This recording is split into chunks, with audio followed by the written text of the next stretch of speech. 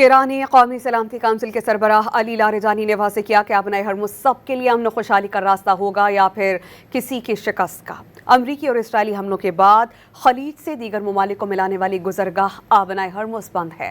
امریکہ نے آبنائے ہرمز پر کنٹرول حاصل کرنے کا دعویٰ کیا تھا۔ صدر ڈونلڈ ٹرمپ نے دھمکی دی تھی کہ آبنائے ہرمز سے گزرنے والے جہازوں پر حملہ ہوا تو ایران پر 20 گنا زیادہ طاقت سے حملہ کیا جائے گا۔ ایرانی قومی سلامتی کونسل کے سربراہ علی لاریجانی نے واضح کیا کہ آبنائے ہرمز سب کے لیے امن و خوشحالی کا راستہ ہوگا یا پھر کسی کی شکست کا۔ امریکی اور اسرائیلی حملوں کے بعد خلیج سے دیگر ممالک کو ملانے والی گزرگاہ آبنائے ہرمز بند ہے۔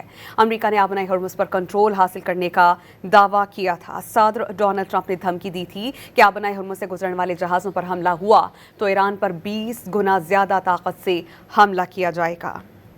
ایرانی قومی سلامتی کونسل کے سربراہ علی لاریجانی نے واضح کیا کہ آبنائے ہرمز سب کے لیے امن و خوشحالی کا راستہ ہوگا یا پھر کسی کی شکست کا۔ امریکی اور اسرائیلی حملوں کے بعد خلیج سے دیگر ممالک کو ملانے والی گزرگاہ آبنائے ہرمز بند ہے۔ امریکہ نے آبنائے ہرمز پر کنٹرول حاصل کرنے کا دعویٰ کیا تھا۔ صدر ڈونلڈ ٹرمپ نے دھمکی دی تھی کہ آبنائے ہرمز سے گزرنے والے جہازوں پر حملہ ہوا تو ایران پر 20 گنا زیادہ طاقت سے حملہ کیا جائے گا۔